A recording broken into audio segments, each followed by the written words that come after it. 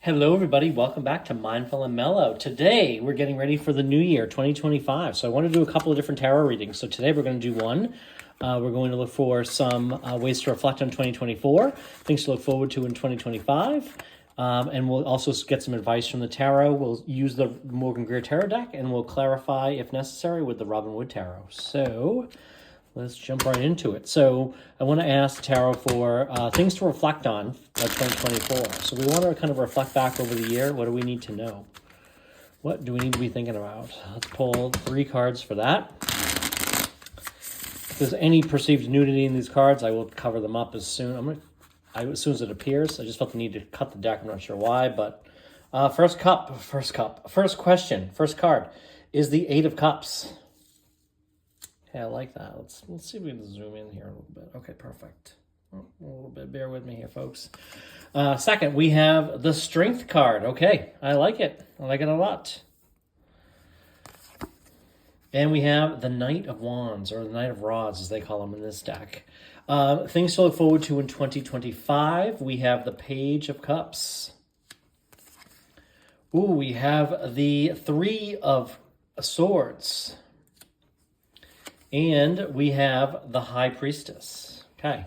Advice for the new year. Advice for the new year. 8 of Swords. 8 of Swords. The 5 of Wands. And the 9 of Pentacles. Okay. I really like that. Okay. So, 2024. Reflections on 2024. So we have 3 cards here. Okay. We have the 8 of Cups. So I feel like, this is like, hey, maybe you've left something behind. Maybe you're closing the door on a difficult 2024. So this is saying, hey, leave it behind, close that door, look forward, don't necessarily keep looking backwards, right? A lot of law of attraction speaks to these type of concepts where, don't pay so much attention to our circumstances, kind of live in the state of the wish fulfilled, okay?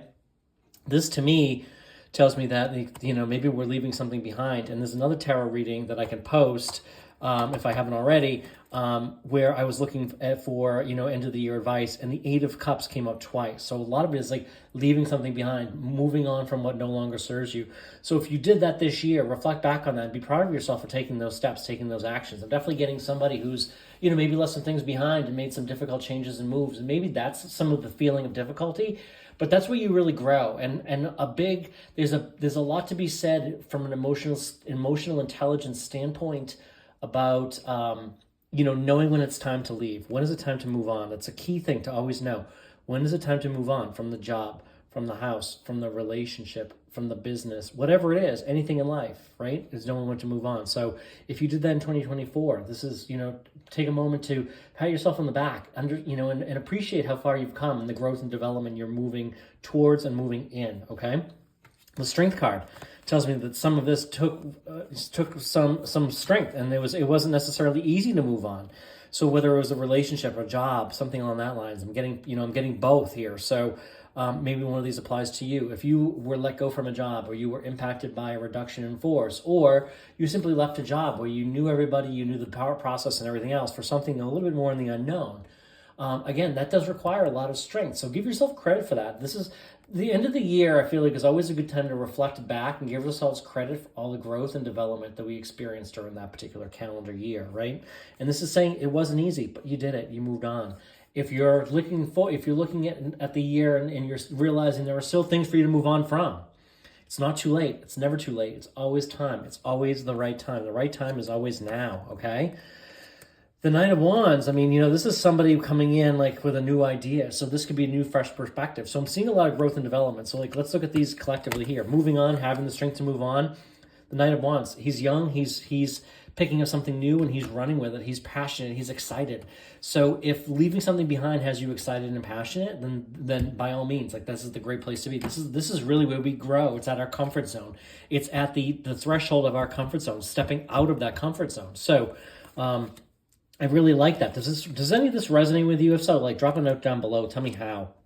Looking to the calendar year 2025 with the Page of Cups. So this could be, a message of love coming in. But I also get with the 3 of Wands here, Swords. I look at them and I always call them by the wrong suit.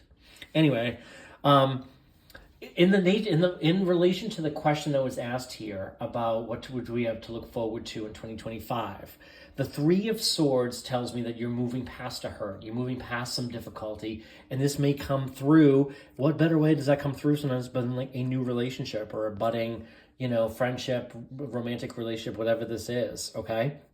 And this is telling me that your intuition is going to be very strong.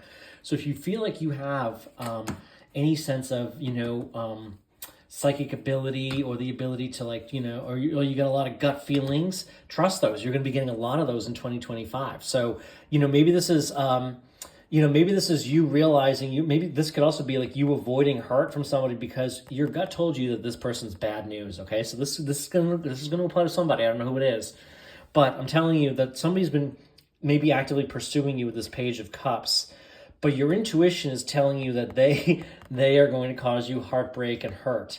And maybe this is somebody that you're just like, this guy or girl is just bad news, okay? That could be for some of you, right? Not necessarily all of you. That's just what I'm getting for somebody. The rest of you, like I said, it could be overcoming that hurt and that pain, moving past that, allowing your heart to be open and healed. Like your heart is healing, okay? Your heart is healing in 2025. And that opens the door for you to be open and receptive to a new love coming in, okay? And, your intuition is going to tell you it's okay to let yourself love. It's okay to make yourself be a little bit vulnerable.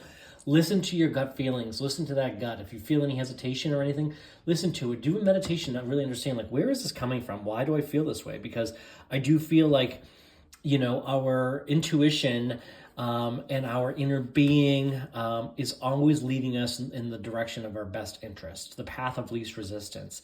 So if you're feeling any of that hesitation, you're feeling it for a reason. So take some time out just to go in and decide, is this just a fear? Is this a fear of me stepping outside my comfort zone? Is this a fear related to a past hurt that I experienced? Or is it, just because you don't forget, your mind, your body is always seeking to protect you. So that's why we have things such as hurt and fear. We experience these things that kind of hold us back because the body and the mind do not want to, get us hurt again. And the subconscious mind will also do the same, will follow suit, right? We don't want to get hurt again, so we'll avoid it. But if your intuition's telling you it's okay to love, it's okay to open yourself up and explore a relationship with somebody new. Maybe you're moving past that hurt. Recognize that hurt and be able to move on. But again, for somebody, this could be your intuition saying this guy or gal is bad news. So again, pay attention. Pay attention to those gut feelings. The advice for 2025. So with respect to the Eight of Swords, I definitely feel like this is kind of going within. So maybe this is kind of quieting the noise and the thoughts and kind of quieting your thoughts and going within. And like I said, meditation, right? High Priestess, the way to get in touch with your intuition most is to go within and meditate, right? Now, it may not be the traditional meaning of the Eight of Swords. It might be like, stuck in your head, whatever the case might be, not seeing what's going on around you. But in this case, I'm feeling like this is telling me, in respect to the advice, this is saying, quiet your thoughts, quiet your mind, go within, because there might be some inner conflict. You might be feeling some conflict. And what this could also be is conflict between your conscious mind and your subconscious mind. So let's think about, like, if you keep telling yourself, if you affirm on a daily basis that you are worthy and deserving of love and a solid relationship, but you don't truly believe that, that's a conflict, right? So the fives can be conflict, they can also be change. So with respect to advice, so think of it in that way is one potential scenario.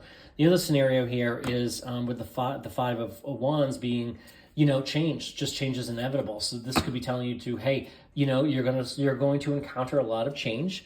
Be willing and ready to adapt and go with that flow. Go with the flow. Respond to that change, because when you do, like, look at this. This is tremendous opportunity. The Nine of Pentacles. The Nine of Pentacles is, security, financial security, abundance, prosperity, having kind of made it, right, and achieving a lot of the financial success that we have dreamed of. So, if there's a little bit of hesitation, a little bit of inner conflict, a little bit of change, then this is going to bring you tremendous success here, right? So this is always focus on the end state, and it's kind of what I'm also getting with this. Like, focus on that period. How do you feel like when you're abundant? How do you feel like when you've got that new job? How do you feel when you have that job you're making that higher salary and you're making that great bonus and you're feeling fulfilled? How do you feel? Okay, because when you can live in that end state, we kind of block out all of the extraneous things that are going on in our regular experience, and we kind of live in that state, and basically your mind understands that it's kind of being natural to you, and your subconscious mind will seek ways for it to find it actually, and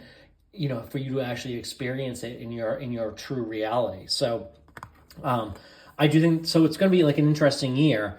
I think it's going to be a great year. Let's see if we can use the Whispers of the Ocean Oracle card and pull a theme card here. So I'm just going to cut the deck and see what comes up. Okay, so in the light of the moon, a full moon can shine a light on what you have been resisting. This can be anything from your fears to your soul's beauty. Okay, so again, coming back to some of these themes, leaving something behind, going within, meditating, quieting your mind, listening to your listening to your intuition. So let's also pull a Romance Angels Oracle card for the calendar year of 2025. Whoop. Okay, love yourself first. Your self-respect makes you more romantically attractive. That is 100% true. When you love yourself and you are feeling fulfilled as you are with what you have and everything that's in your life today, you love yourself, you love your life. That's a mantra that I use every day. I love myself, I love my life. Everything is always working out for me. Use that, and when you love yourself and you feel confident, you appear more confident, you appear and you appear like more desirable, like to anybody on the outside. So that can help you attract the love of your life into your life without having to chase anybody. Okay, don't be chasing. So with that, I thank you for being here. Wish you all the best. I'm going to do another tarot reading for the new year. I'm going to go month by month and pull one card and then a clarifier card. So that'll be a little bit longer one, but stay tuned for that one, and that'll go out on New Year's Eve. So I thank you for being here. Happy New Year. Happy 2025.